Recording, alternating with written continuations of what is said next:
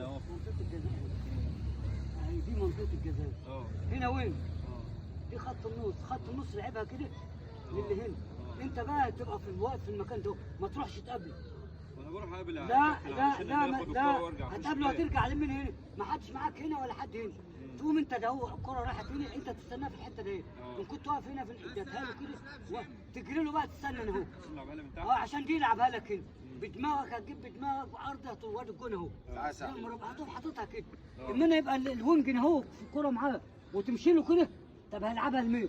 هتديها له لما تلف كده هكون قطعت منه.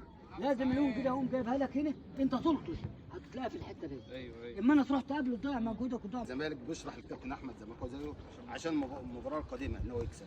بس اقول لك مهما يعمل بدعه، مهما تشرح له بالعصايه، ولا تشرح له على الشاشه، هو فنيه لازم تتعدل. انا غالب ما انت مغلوبه الثلاث ماتشات ولا لا اللي فاتوا؟ لا مغلوب غبي مهما تعمل. غبي مش مغلوب بتاخد منك 3 فنيلات. لا والله يا كابتن لا سعد ما حصلش. كل ده في الفاضي. قول له يا احمد والله بيخسر على طول.